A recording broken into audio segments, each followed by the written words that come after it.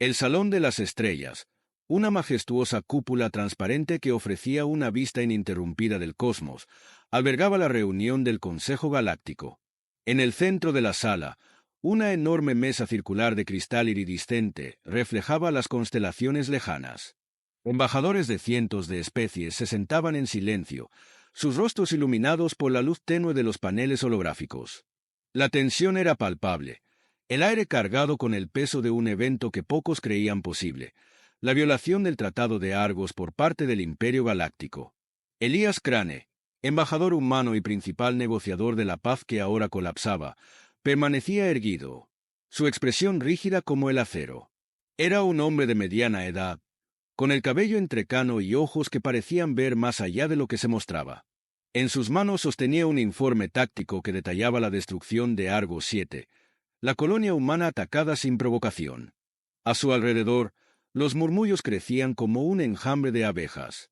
La Asamblea Galáctica estaba dividida entre la incredulidad y la furia contenida. Cuando el archiduque Belcar Tarion, representante del Imperio Galáctico, se levantó para hablar, la sala quedó en completo silencio. Su imponente figura, envuelta en un manto de tonos oscuros y bordados de oro, proyectaba una autoridad fría.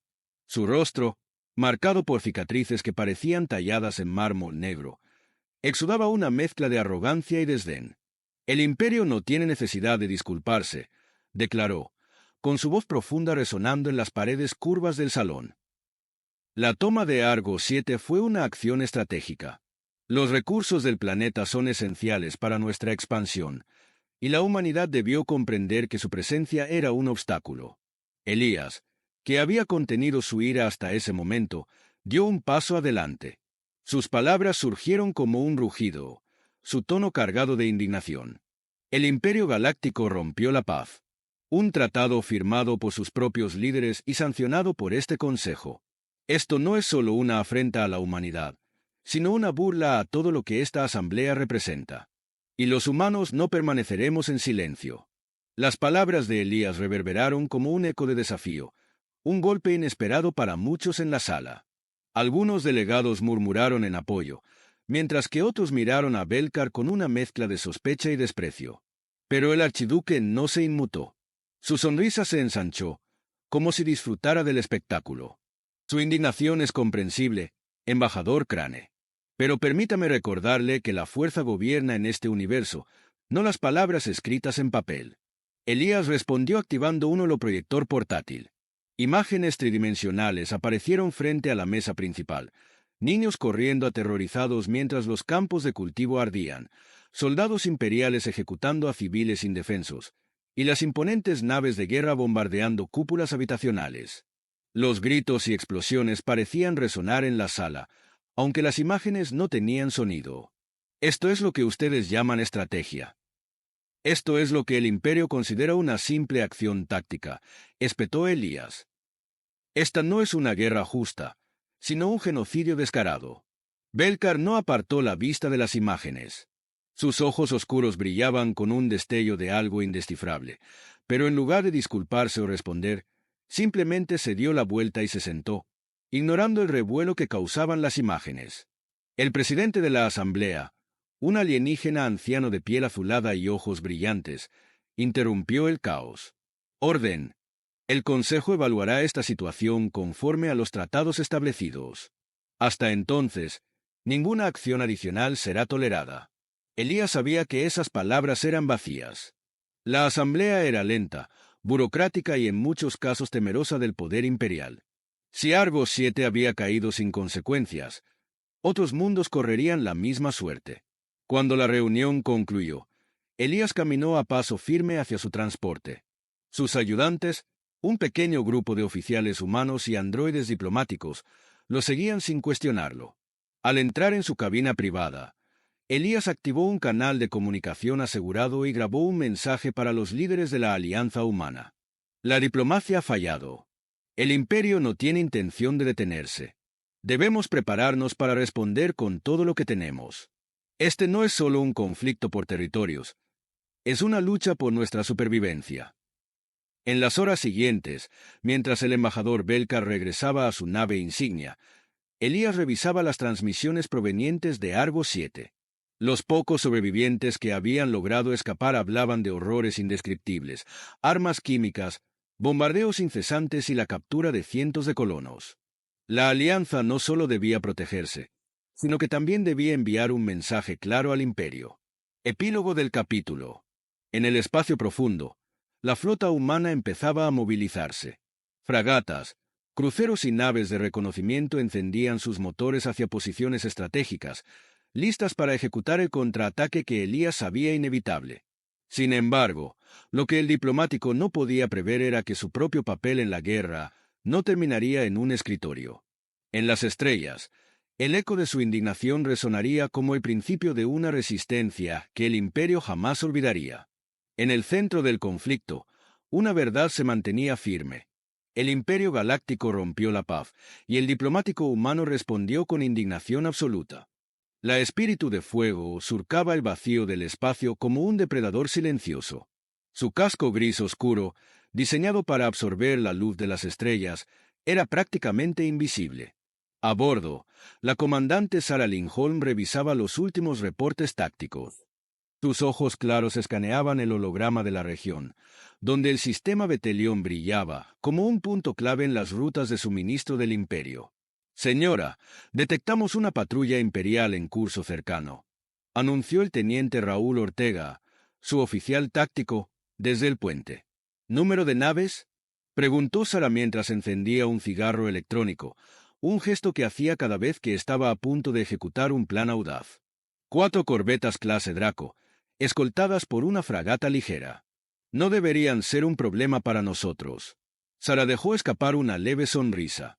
Nada es seguro en esta guerra, teniente. Subestimar al enemigo siempre ha sido la perdición de los confiados. En la cubierta principal, los pilotos de los cazas ligeros ajustaban sus sistemas de navegación, mientras los técnicos verificaban una última vez la nueva tecnología que haría esta misión posible: el escudo de dispersión. Este innovador dispositivo no solo ocultaba la señal térmica y electromagnética de la nave, sino que también generaba un rastro de datos falsos, simulando la presencia de un pequeño cometa errante. El Imperio jamás sospecharía lo que estaba por venir. «Activen el escudo y prepárense para la aproximación sigilosa», ordenó Sara. El escuadrón de la Espíritu de Fuego avanzó hacia las naves imperiales como un tiburón en aguas oscuras. A través de los visores de realidad aumentada, los oficiales podían observar cómo las corbetas imperiales mantenían una formación de patrulla estándar, confiadas en que no había amenazas en los alrededores. «Estamos en posición, comandante», dijo Ortega. «A 15.000 kilómetros y acercándonos». Sara ajustó su comunicador y habló a toda la tripulación. «Recuerden, precisión y rapidez. No tenemos margen para errores. Si uno de esos bastardos envía una señal de socorro, nuestra misión habrá fracasado».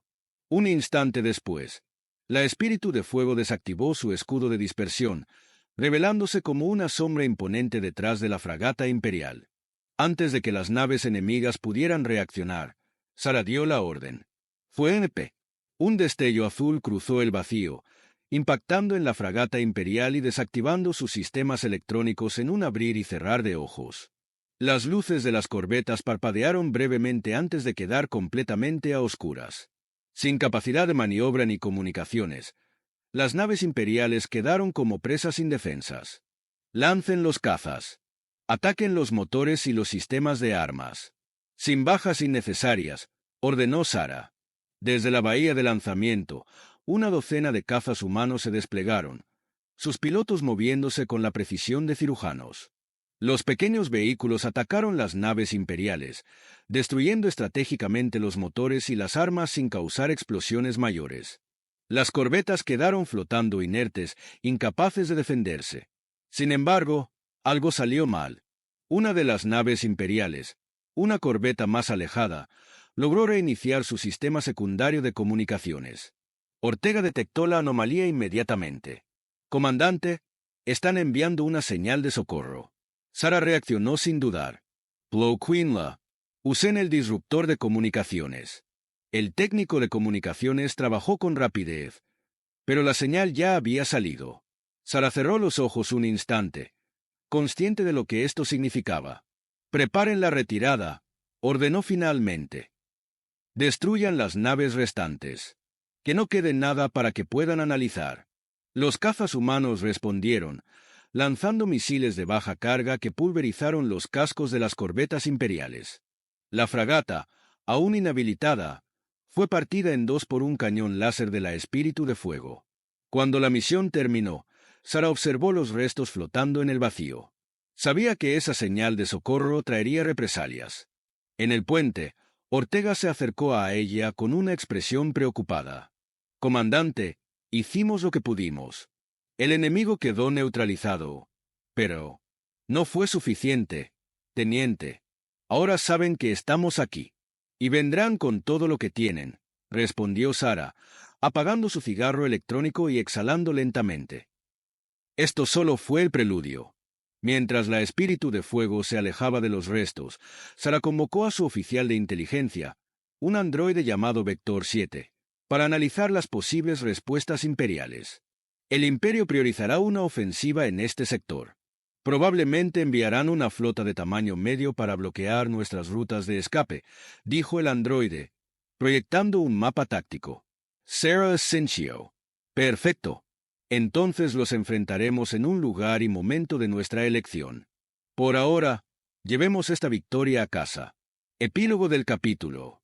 Mientras la Espíritu de Fuego regresaba a la base, las transmisiones entre las naves humanas anunciaban el éxito de la misión, aunque con un tono sombrío. En el corazón del Imperio, el mensaje de la señal de socorro ya había llegado a las manos de sus líderes militares. La guerra apenas comenzaba, y el Imperio estaba a punto de descubrir que la humanidad no era solo un enemigo más. Para Sara Lindholm, esta batalla no era el final, sino un mensaje al Imperio. La resistencia humana no solo sobreviviría, sino que lucharía con una furia implacable hasta el último aliento. En la vasta extensión del sistema Alkion, las naves de la Alianza Humana flotaban en posiciones defensivas. Alkion Prime, la joya de la resistencia, era un mundo fortificado que orbitaba una enana roja. Sus defensas orbitales eran legendarias, con plataformas de armas que cubrían cada ángulo imaginable y una flota estacionada en órbita. Pero incluso con sus preparativos, la amenaza del Imperio era como una sombra que se cernía sobre ellos. Desde el centro de mando, Elías Crane observaba los mapas holográficos proyectados en una gran mesa central. A su lado, la comandante Sara Lindholm estudiaba las trayectorias de la flota imperial que se aproximaba. Los informes de inteligencia eran claros. El Imperio había desplegado al almirante Darion Kael, un estratega brutal cuya reputación era temida incluso por sus propios subordinados. ¿Confirmada la composición de la flota?, preguntó Elías, su voz tensa. Sí, respondió Sara, ampliando el holograma. Destructores clase Leviatán, cruceros de asalto y una docena de fragatas ligeras. Y eso es solo lo que podemos ver. Elías frunció el ceño. Sabía lo que significaba enfrentarse a un Leviatán, un gigante de guerra capaz de devastar mundos enteros con su arsenal. No podemos permitirnos perder Alkion, declaró Elías. Si cae, nuestras rutas de suministro quedarán expuestas y el corazón de la alianza estará a su alcance. Sara, con la mirada fija en el holograma, ofreció una leve sonrisa. Entonces no dejemos que lo hagan. Horas más tarde, las primeras naves imperiales emergieron del hiperespacio, un espectáculo que hacía temblar el alma. Las líneas rectas y angulosas de los destructores Leviatán brillaban bajo la luz tenue de la enana roja, mientras los cruceros y fragatas tomaban posiciones estratégicas. Al frente de la flota, una imponente nave de mando transmitía su presencia con señales de datos que saturaban las frecuencias locales. Darion Kael apareció en las pantallas del centro de mando de Alkion. Su rostro severo, enmarcado por cicatrices y un uniforme impecable, proyectaba una mezcla de calma y amenaza. Humanos, su resistencia es admirable, aunque inútil, declaró Kael con una voz firme. Ríndanse ahora y evitarán un sufrimiento innecesario. Alkion caerá, con o sin su cooperación.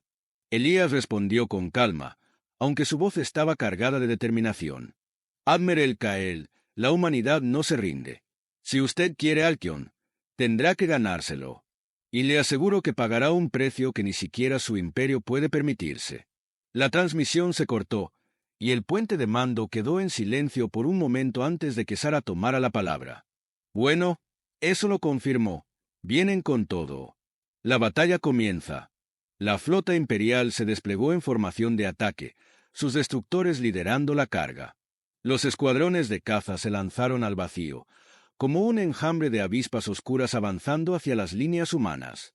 Desde Alkion Prime, las plataformas defensivas respondieron, lanzando ráfagas de energía y misiles guiados. La estrategia de la alianza era simple pero arriesgada: desgastar a la flota imperial mientras mantenían una línea defensiva estrecha. Pero Sara tenía un as bajo la manga. Activen los drones centinela en los campos de asteroides, ordenó desde su estación. Los drones, pequeños y rápidos, emergieron de sus escondites entre los asteroides cercanos. Con un sistema de inteligencia artificial avanzado, atacaron las naves imperiales desde ángulos inesperados, obligándolas a dividir su atención. Algunos cazas imperiales fueron destruidos antes de que siquiera pudieran acercarse a las líneas humanas. Sin embargo, la verdadera amenaza aún estaba por llegar. Los destructores Leviatán se movían con una lentitud implacable, sus cañones principales cargando energía para un ataque masivo. Uno de ellos disparó una ráfaga que atravesó las defensas humanas y golpeó una fragata de la Alianza, destruyéndola en una explosión brillante. Elías observó desde el centro de mando, cada pérdida reflejada en su expresión. Pero no flaqueó. «Sara, ¿el prototipo está listo?», preguntó. «Casi. Necesitamos un minuto más para cargar la garra de Argos». La garra de Argos era una innovación tecnológica desarrollada en secreto, capaz de canalizar un rayo de partículas a través de un agujero de gusano artificial. Podía impactar con precisión en objetivos a distancias imposibles. Era su única esperanza contra los destructores Leviatán. El momento decisivo. Cuando el primer destructor se acercó a la órbita de Alkion Prime, Sara dio la orden. «Disparen la garra de Argos». Desde una estación oculta en uno de los satélites orbitales, un haz de luz azul surgió, atravesando el vacío. El agujero de gusano se abrió, dirigiendo el rayo directamente al reactor principal del Leviatán más cercano. La explosión fue instantánea, una bola de fuego que iluminó el campo de batalla y desintegró naves cercanas. La flota imperial se tambaleó. Por primera vez, el almirante Kael mostró una expresión de sorpresa en su rostro. Pero no retrocedió. «Reorganicen las líneas. Que los restantes leviatanes avancen. Quiero esa estación destruida». Mientras las naves humanas celebraban su victoria momentánea, Elías y Sara sabían que el costo había sido alto. Alkion Prime seguía en pie, pero las defensas estaban al límite y los recursos comenzaban a escasear. Epílogo del capítulo. La batalla terminó con la retirada temporal de la flota imperial. Los humanos habían ganado tiempo, pero la amenaza seguía latente. En su nave insignia, Darion Kael contemplaba un holograma de la garra de Argos. «Interesante», murmuró. «Parece que los humanos son más peligrosos de lo que imaginamos». Para Elías y Sara, la victoria no era una razón para relajarse, sino un recordatorio de que el verdadero enfrentamiento aún estaba por venir. Las naves de la Resistencia se movían entre las sombras del sistema Tau Ceti, un rincón de la galaxia olvidado por el Imperio. Para la humanidad y sus nuevos aliados, este lugar era más que un refugio. Era una oportunidad. La estación Tau Nexus, una base improvisada construida entre asteroides, vibraba con actividad. Aquí, Elías Crane se preparaba para una reunión crucial con representantes de especies alienígenas oprimidas por el yugo imperial. Entre ellos estaba Siria, una estratega de la especie Voltrax. Su figura delgada y alta, con piel brillante como obsidiana pulida, se movía con una gracia calculada. Sus ojos de un amarillo intenso parecían atravesar a Elías mientras hablaba. El Imperio no es invencible. Sus líneas de suministro están sobrecargadas y sus mundos fronterizos son vulnerables. Pero si queremos un cambio real, necesitamos unir fuerzas. No solo luchar juntos, sino ganar juntos, dijo Siria, su voz suave pero firme. Elías asintió. Eso es lo que buscamos. La humanidad no solo lucha por su supervivencia, sino por algo más grande. La libertad para todos los que han sufrido bajo el imperio. En ese momento, un holograma apareció en el centro de la sala. Era un mapa tridimensional de Cartón 4, un planeta controlado por el imperio y uno de sus principales arsenales militares. En el borde del mapa, un símbolo resaltaba: una prisión secreta utilizada para experimentos biológicos con prisioneros de guerra. Cartón 4 es nuestro objetivo, anunció Elías. No solo destruiremos su arsenal, sino que liberaremos a los prisioneros. Mostraremos al imperio que cada acto de opresión tiene un costo. La infiltración. La comandante Sarah Lindholm lideró el equipo de asalto hacia la superficie de Cartón 4. Su nave, equipada con un sistema de camuflaje térmico, aterrizó en un cañón oculto a pocos kilómetros del complejo militar. El equipo, compuesto por soldados humanos y aliados alienígenas, se movía como una unidad perfectamente sincronizada. El complejo estaba rodeado por torres de vigilancia y drones de patrulla, pero Sarah había estudiado los patrones de seguridad hasta el último detalle. Su voz resonó a través de los comunicadores mientras dividía al equipo en grupos. Grupo 1. Encárguense de los generadores de energía. Grupo 2. Conmigo al bloque de prisioneros. Grupo 3. Aseguren la sala de control. No habrá margen de error. A medida que avanzaban, los soldados humanos utilizaban tecnología de camuflaje activo para eludir las patrullas. Mientras tanto, los aliados alienígenas, adaptados a la baja gravedad y la atmósfera densa del planeta, se deslizaban por túneles y conductos de ventilación. Dentro del complejo, el horror los golpeó con fuerza. Las celdas estaban llenas de prisioneros famélicos y heridos. Muchos de ellos eran humanos, pero también había individuos de otras especies, Voltrax, Greyianos y los insectoides Cry. Los gritos de aquellos sometidos a experimentos resonaban en los corredores. «Dios», murmuró un soldado mientras miraba una celda donde un prisionero yacía conectado a una máquina que bombeaba químicos desconocidos en su cuerpo. Sarah no dudó. «Abramos estas celdas. Que los que puedan luchar se unan a nosotros. Los que no puedan, los sacaremos a salvo». Mientras los equipos liberaban a los prisioneros, una alarma resonó en todo el complejo. Las fuerzas imperiales se movilizaron rápidamente, y los corredores se llenaron de disparos. La batalla en Carton 4. Las tropas humanas y sus aliados mantuvieron su posición, utilizando cada esquina, pasillo y sala como barricada. Sarah lideraba desde el frente, cubriendo a los prisioneros mientras escapaban hacia los transportes. Un greyiano liberado, con 4 brazos y una fuerza descomunal, arrancó una torreta de su base y la usó como arma improvisada, causando estragos entre los soldados imperiales. Mientras tanto, el grupo que había asegurado la sala de control logró inutilizar las defensas automáticas del complejo y bloquear las comunicaciones de emergencia.